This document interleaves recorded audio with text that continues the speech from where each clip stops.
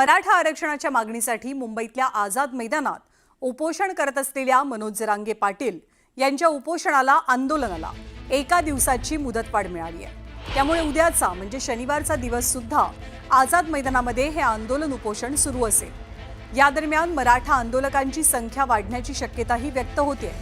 आंदोलनाला वाढीव मुदत मिळाल्यानंतर आझाद मैदान परिसरामध्ये जल्लोषाचं वातावरण पाहायला मिळालं। कारण आधीची मुदत ही केवळ एका दिवसाची होती, जी संध्याकाळी 6 वाजता संपत होती। सकाळी 9 ते 10च्या दरम्यान हे आंदोलन सुरू झालेलं होतं, पण शनिवार रविवार असल्यामुळे आणि एकाच दिवसाची परवानगी असल्यामुळे जरांगेंचं हे आंदोलन संध्याकाळी 6ला संपणार का त्याला मुदतवाढ मिळणार याची उत्सुकता अवघ्या महाराष्ट्राला होती। अखेर पोलिसांनी या आंदोलनाला आता परवानगी दिल्याची माहिती आहे। तर मनोज जरांगे पाटील यांच्या नेतृत्वाखालील मराठा आंदोलकांचं वादळ आझाद मैदानामध्ये धडकलं।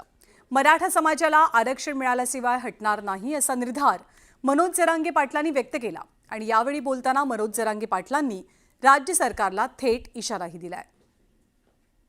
मुंबईत मराठा आंदोलकांचं वादळ,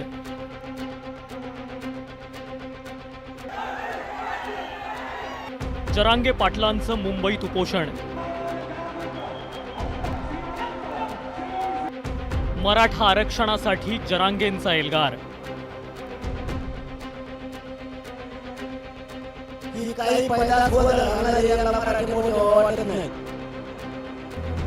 जालन्याच्या अंतरवाली सराटीतून मराठा आरक्षणाच्या मागणीसाठी निघालेले मनोज जरांगे पाटील मुंबईत दाखल झाले।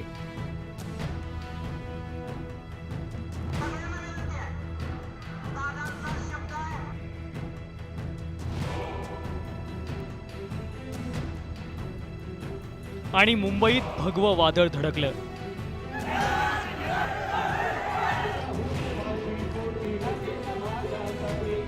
मुंबईकडे येणारे रस्ते आंदोलकांनी ओसंडून वाहू लागले।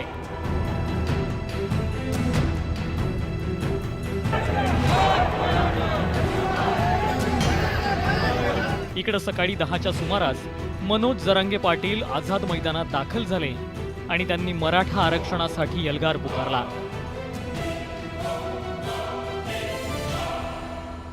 आमची सरकारला एकच विनंती आहे, मराठा आणि कुणबी AKGRची अंमलबजावणी करा। हैदराबादचं गॅजेटियर लागू करून त्याची अंमलबजावणी करा। सातारा संस्थानचं गॅजेटियर सुद्धा लागू करून त्याची अंमलबजावणी सुद्धा आम्हाला तात्काळ पाहिजे। ज्या केसेस पासून बलिदान गेलेल्या कुटुंबाच्या मागण्या, या सगळ्या मागण्याची अंमलबजावणी होत तर मी मुंबई सोडणार नाही, ही मराठ्यांना शब्द देतो। आझाद मैदानावरून मनोज जरांगे पाटलांनी सरकारला थेट इशारा दिला। आताही मला सरकारनं गोळ्या जरी घातल्या तरी मी बलिदान द्यायला तयार आहे, पण मागं हटायला तयार नाही, हा शब्द आहे माझा तुम्हाला। मी या समाजासाठी मैदानात येऊन वीरमरण पत्करायला तयार आहे, पण हटायला तयार नाहीये। तुमची फक्त जबाबदारी तुम्ही पार पाडायची। माझ्या मराठ्याचे मान खाली होईन असं एक काही इथले आंदोलक मराठ्याने वागायचं नाही। आपल्यावर पुन्हा उपोषण आंदोलनाची वेळ का आली याचंही स्पष्टीकरण यावेळी आंदोलकांना त्यांनी दिलं।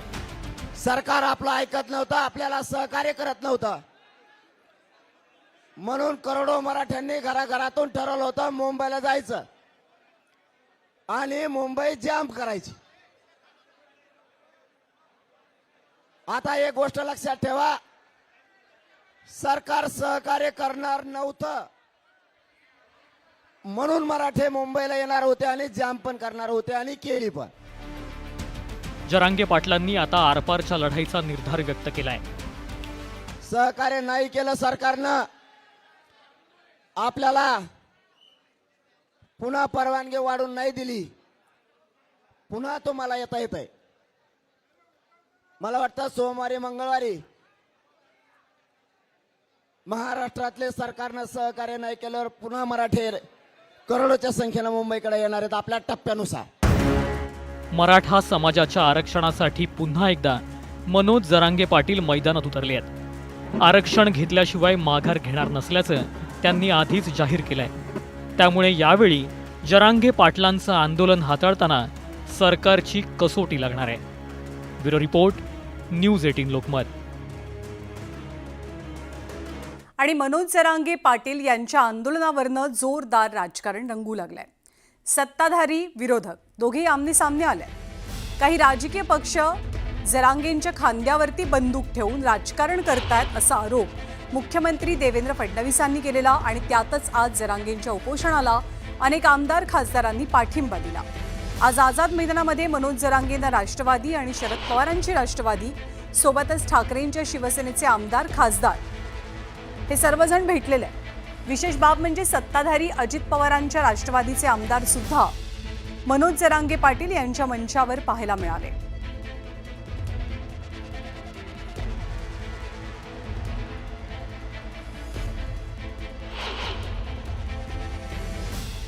तर कोणकोणती नेते मंडळी आज मनोज जरांगेंच्या भेटीला पोहोचलेली? राष्ट्रवादी शरदचंद्र पवार पक्षाचे खासदार भास्कर भगरे, राष्ट्रवादीचे शरदचंद्र पवार पक्षाचे खासदार बीडचे खासदार बजरंग सोनावणे, उद्धव बाळासाहेब ठाकरे पक्षाचे ओमराजे निंबाळकर, उबाठाचे शिवसेनेचे खासदार संजय जाधव या सर्वांनी जरांगेंची आज भेट घेतली आहे. त्यांना साथ मिळाली ते राष्ट्रवादीचे आमदार प्रकाश सोळंके, शरद पवारांच्या राष्ट्रवादीचे आमदार संदीप क्षीरसागर, राष्ट्रवादीचे आमदार विजयसिंह पंडित आणि उद्धव बाळासाहेब ठाकरे यांच्या पक्षाचे आमदार कैलास पाटील. त्यांच्यासोबत व्यासपीठावर पाहायला मिळाले उद्धव बाळासाहेब ठाकरे यांच्या पक्षाचे आमदार प्रवीण स्वामी, शरद पवारांच्या राष्ट्रवादीचे आमदार अभिजित पाटील, शिवसंग्रामच्या नेत्या ज्योती मेटे आणि उबाठाचे नेते अंबादास दानवे.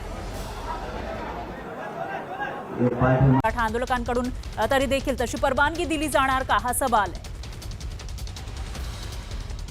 त्याच्यामुळे आता पुढे नेमकं काय होणार याकडे लक्ष आहे. दरम्यान आणखी एक मोठी बातमी, मनोज जरांगे यांना मोठा दिलासा मिळाला आहे. मुंबई पोलिसांकडून जरांगेंच्या आंदोलनाला वाढीव परवानगी दिल्याची माहिती समोर येते. 6 वाजता मुदत संपलेली होती, परवानगी संपली होती. मात्र आता जी अपडेट येते त्यानुसार मनोज जरांगे पाटील यांच्या आंदोलनाला मुदतवाढ दिल्याची माहिती आहे. आता ही मुदत नेमकी कधीपर्यंत दिली हाही एक सगळ्यात मोठा सवाल आहे.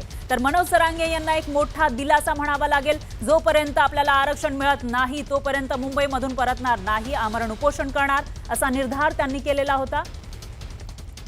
आणि याविषयी अधिक माहितीसाठी आपले प्रतिनिधी अजित मांढरे आपल्यासोबत जोडले गेले आहेत. अजित, काय सांगाल? एकूणच मनोज जरांगेंना परवानगी मिळाल्याचं दिसतंय. किती दिवसांची परवानगी आहे, काय अपडेट्स याविषयीचे?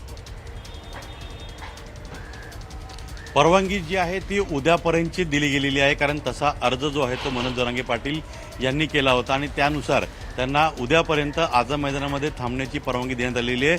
याचबरोबर ज्या अटी आणि शर्ती आहेत त्या देखील त्यांना कळवण्यात आलेल्या आहेत. मात्र त्या अटी शर्तीबाबत पोलिसांनी प्रसारमाध्यमांशी बोलणं टाळलेलं आहे. मुळात ज्या पद्धतीने आपण जरा संपूर्ण आझाद मैदान परिसर पाहिला किंवा मुंबई महानगरपालिका असेल, छत्रपती शिवाजी महाराज टर्मिनल संपूर्ण परिसर असेल, या परिसरामध्ये अजूनही मोठ्या प्रमाणामध्ये आंदोलक आहेत, त्यांच्या गाड्या आहेत. या गाड्या इथून निघतील का, आंदोलक इथे थांबतील का? आणि जर मनोज जरांगे पाटील यांना उद्याकरता परवानगी दिलेली आहे तर त्यांना आतमध्ये देखील थांबण्याची परवानगी दिली आहे. पण त्यांच्यासोबत किती कार्यकर्ते असतील का सगळेच कार्यकर्त्यांनी इथे थांबून दिलं जाईल यावत मात्र पोलिसांनी स्पष्टता दिलेली नाहीये. मात्र उद्याच्या आंदोलनाकरता मनोज जरांगे पाटील यांना मुंबई पोलिसांनी परवानगी दिलेली आहे आणि त्या सर्वानुसार मनोज जरांगे पाटील यांचं आंदोलन जे आहे ते उद्या देखील सुरू राहील. पण परवानगी दिली आहे का याबाबत जो पोलिसांचं म्हणणं आहे ते आपण स्पष्टपणे सांगूया की त्यांनी उद्याकरता परवानगी मागितलेली आहे. त्यामुळे उद्यानंतर परवासाठी त्यांना परवानगी दिली जाणार आहे की नाही, ते अर्ज करतील की नाही याबाबत जेव्हा पुढे.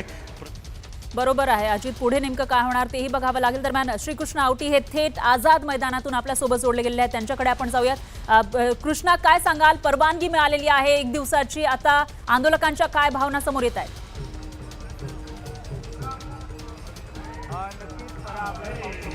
महत्वाची आहे मनोज जरांगे पाटील यांनी जी आहे ती आझाद मैदानाला परमिशन जी आहे ती मुदत वाढून जी आहे ती मागणी केली होती आणि आता जी परवानगी जी आहे ती देण्यात आलेली आहे. आपण पाहू शकतो या संपूर्ण परिसरात, आझाद मैदान या परिसरात मोठ्या संख्येने मराठा आंदोलक आहेत आपल्या उपस्थित आहे.